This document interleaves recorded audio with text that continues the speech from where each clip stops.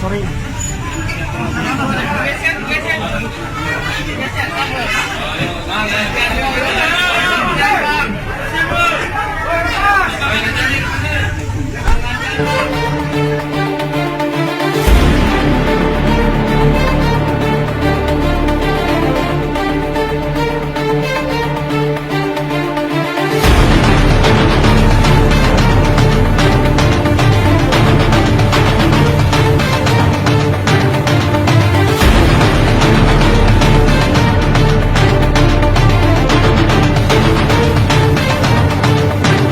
Mengagetkan, pengakuan Putri Chandrawati saat dicecar soal kejadian dengan Brigadir J di Magelang, dia mengaku dirinya menjadi korban asusila oleh Brigadir Nofriansyah Yosua Huta Barat atau Brigadir J. Pengakuan Putri Chandrawati itu diungkapkan pengacara keluarga Ferdy Sambo, Arman Hanis kepada wartawan saat mendampingi kliennya menjalani pemeriksaan di Bareskrim Polri, Sabtu, 27 Agustus 2022. Arman mengatakan kliennya dicecar 80 pertanyaan oleh penyidik. Kurang lebih ada 80-an pertanyaan, kata Arman dikutip bangkapos.com dari tribunnews.com. Arman menuturkan saat ditanyai penyidik, Putri Chandrawati secara konsisten mengaku sebagai korban tindakan asusila yang dilakukan Brigadir J. Ibu Pisi juga menjelaskan dalam pemeriksaan bahwa beliau adalah korban tindakan asusila atau kekerasan seksual dalam perkara ini. Itu dalam BAP disampaikan seperti itu, ujarnya. Menurut Arman, keterangan Putri Chandrawati telah dicatat penyidik dalam BAP termasuk terkait peristiwa di Magelang, Jawa Tengah. Keterangan klien kami juga sudah dicatat oleh penyidik dalam BAP tersebut, sekaligus penjelasan kronologis kejadian yang terjadi di Magelang, ungkapnya. Putri Chandrawati belum ditahan penyidik tim khusus, Tim Sus, Polri.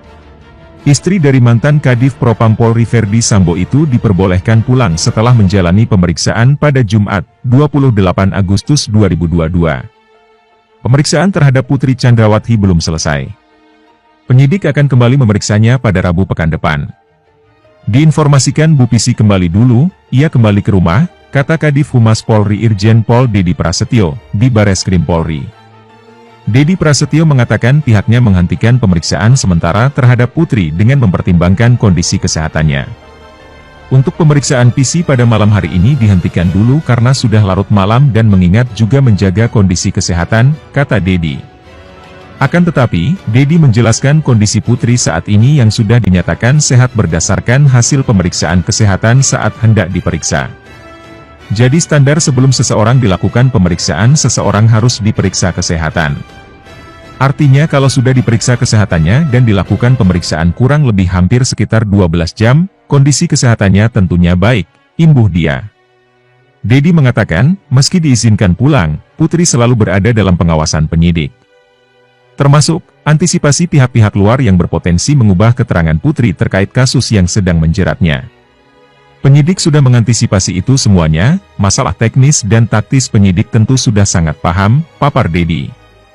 Dedi mengatakan Putri Chandrawati masih akan menjalani pemeriksaan lanjutan. Pemeriksaan akan dilanjutkan dengan pemeriksaan konfrontir yang akan dilaksanakan pada hari Rabu pada 31 Agustus. Kemudian hasilnya nanti tentunya akan disampaikan tapi bukan saya yang menyampaikan Pak Dirtipidum, Brigjen Andi Rianja jadi, karena dari isi materi, semua harus seizin penyidik, ucap Dedi. Sebelumnya, saat penetapan sebagai tersangka Jumat pekan lalu, polisi juga tak langsung menahan Putri. Saat itu polisi berdalih Putri masih dalam keadaan sakit sehingga tak bisa dilakukan penahanan. Belum ditahan. Putri saat ini, di kediaman, di rumah, kata Inspektur Pengawasan Umum, Irwasum, Polri Komjen Agung Budi dalam konferensi pers di Mabes Polri, Jakarta, Jumat, 19 Agustus 2022. Agung mengatakan, sedianya pada Kamis 18 Agustus, Putri dijadwalkan diperiksa pihak kepolisian. Namun, dia beralasan sakit sehingga tak bisa hadir.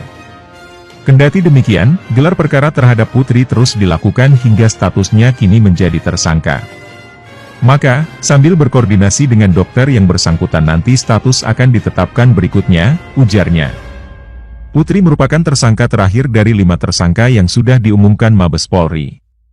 Ia dan 4 tersangka lainnya dikenakan pasal 340 Kitab Undang-Undang Hukum Pidana tentang pembunuhan berencana dengan maksimal hukuman mati atau seumur hidup.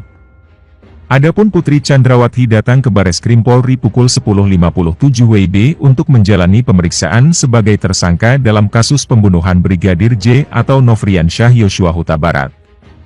Putri menjalani pemeriksaan kurang lebih 12 jam sebelum dinyatakan pemeriksaan harus ditunda sementara. Penahanan Putri Chandrawati bisa ditangguhkan? Karena diperiksa dalam status sebagai tersangka, peluang Putri ditahan usai diperiksa penyidik dinilai terbuka lebar. Kemungkinan PC akan ditahan besar sekali, kata ahli hukum pidana dari Universitas Indonesia, Eva Acjani Zulfa, saat dihubungi Kompas.com, Jumat, 26 Agustus 2022. Di sisi lain, Putri juga masih mempunyai anak-anak yang masih balita. Menurut Eva, jika Putri melalui kuasa hukumnya mengajukan penangguhan penahanan dengan alasan kliennya memiliki balita, kemungkinan besar tidak akan diterima penyidik. Alasan penangguhan penahanan atas alasan memiliki anak balita tidak ada dalam KUHP. Hanya dasar kemanusiaan dan diskresi petugas saja penahanan mungkin tidak dilakukan, ucap Eva. Sementara 4 orang lainnya adalah Irjen Ferdy Sambo, Barada Richard Eliezer, Bribka Riki Rizal dan Kuat Maruf. Putri dan 4 tersangka lainnya dikenakan pasal 340 Kitab Undang-Undang Hukum Pidana tentang pembunuhan berencana dengan ancaman pidana seumur hidup dan hukuman mati. Kuasa hukum pihak Brigadir Yosua Huta Barat, Brigadir J, Kamarudin Simanjuntak menegaskan hubungan Putri Chandrawati dan Brigadir J seperti ibu dan anak. Hal tersebut terungkap dari percakapan WhatsApp istri Irjen Ferdy Sambo tersebut ke adik Brigadir J, Reza Huta Barat. Dalam tangkap layar WhatsApp, diperlihatkan Brigadir J tengah menyetrika baju seragam sekolah, yang disebut baju milik anak Ferdy Sambo. Dalam percakapan disebutkan Putri Chandrawati memuji Brigadir J. Ibu Putri masih berWhatsApp pria dengan adik Brigadir J dengan cara memotret almarhum sedang menyetrika baju anak-anak Ferdy Sambo maupun Putri Chandrawati, kata Kamarudin Simanjuntak dalam tayangan Aiman, Kompas TV, Senin, 22 Agustus 2022. Bahkan terpantau dari tangkap layar percakapan, Putri Chandrawati juga dekat dengan adik Brigadir J tersebut. Bukan hanya ajudan tapi sampai menyetrika baju anak-anaknya, artinya di situ Ibu Putri tidak ada masalah, tidak ada terguncang, katanya. Reza Huta Barat juga disebut sempat mengirimkan ucapan hari pernikahan ke Putri Chandrawati dan Ferdy Sambo, sebelum kejadian naas sang kakak tewas. Putri, lanjut Kamarudin, juga mengajak Reza Huta Barat untuk menyusul ke Magelang, menanyakan apakah ada libur atau tidak. Kemudian adiknya juga menyampaikan selamat ulang tahun perkawinan ke-22, pernikahan Putri Chandrawati dan Ferdy Sambo, bahkan diajak ke Magelang, kamu kesini kamu ada libur enggak? Kata Kamarudin menirukan isi percakapan Putri Chandrawati ke adik Brigadir J. Lewat percakapan di WhatsApp tersebut, Kamarudin Simanjuntak menyebut bahwa motif pelecehan seksual terhadap istri Ferdy Sambo, Putri Chandrawati yang disebut-sebut dilakukan Brigadir J itu sudah terbantahkan. Seperti diketahui, Kamarudin Simanjuntak melaporkan Putri Chandrawati dan Irjen Ferdy Sambo ke polisi. Kamarudin Simanjuntak mendatangi Bareskrim Polri, Jumat, 26 Agustus 2022. Putri Chandrawati dan Ferdy Sambo dilaporkan karena telah membuat laporan palsu dan fitnah dugaan pelecehan seksual yang ditujukan kepada Brigadir J. Kami membuat laporan kepada polisi, terkait laporan palsu kaitannya dengan pasal 317/318 KUHP Yungto 55 dan 56 KUHP. Di mana Ferdy Sambo membuat laporan ke Polres Metro Jakarta Selatan tentang pengancaman pembunuhan atau penodongan, demikian Ibu Putri juga membuat laporan pelecehan atau kekerasan seksual. Kedua laporan itu sudah di SP3 oleh Dirtipidum Polri, tetapi masih terus diulang-ulang bahwa mereka korban pelecehan seksual, kata Kamarudin. Lebih lanjut, Putri Chandrawati tetap bersikukuh, mengaku sebagai korban pelecehan. Dalam pemeriksaan tersebut PC menolak sangkaan polisi di BAP dan tetap mengaku sebagai korban pelecehan. Menurut kuasa hukum PC, Arman Hanis kliennya tetap konsisten mengaku sebagai korban pelecehan seksual. Dia mengungkapkan atas pengakuan PC tersebut, kliennya menolak persangkaan polisi atas peran yang diperankannya dalam penembakan salah satu ajudan Irjen Pol Ferdy Sambo suaminya tersebut. Ibu Pisi juga menjelaskan dalam pemeriksaan bahwa beliau adalah korban tindakan asusila atau kekerasan seksual dalam perkara ini. Itu dalam BAP disampaikan seperti itu, terang Arman di lobi utama Bareskrim Mabes Polri. Arman menyampaikan keterangan Pisi yang mengaku sebagai korban pelecehan seksual juga dicatat oleh tim penyidik dalam pemeriksaan yang berlangsung lebih dari 12 jam tersebut. Dan keterangan klien kami juga sudah dicatat oleh penyidik dalam BAP tersebut, sekaligus penjelasan kronologis kejadian yang terjadi di Magelang, tutur Arman. Pisi masih tetap bersikukuh dan menolak sangkaan penyidik terhadapnya. Berdasarkan klien kami dalam BAP tersebut, dugaan tersebut tidaklah akurat.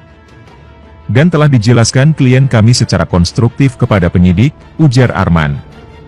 Sebelumnya, Kadif Humas Polri, Irjen Pol Didi Prasetyo menjelaskan, pemeriksaan lanjutan Pisi akan dilaksanakan pada Rabu 31 Agustus 2022, pekan depan. Pemeriksaan lanjutan nantinya, lanjut Dedi, dilakukan dengan konfrontir terhadap sejumlah tersangka lainnya. Pemeriksaan Pisi ini masih akan dilanjutkan, jadi masih belum cukup malam ini dan akan dilanjutkan kembali dengan pemeriksaan konfrontir yang akan dilaksanakan pada hari Rabu tanggal 31 Agustus mendatang, jelas Dedi. Menurut Dedi, Pisi akan menjalani sidang konfrontir dengan sejumlah tersangka lainnya terkait pembunuhan Brigadir J di rumah dinas Verdi Sambo yakni di Duren 3, Jakarta Selatan.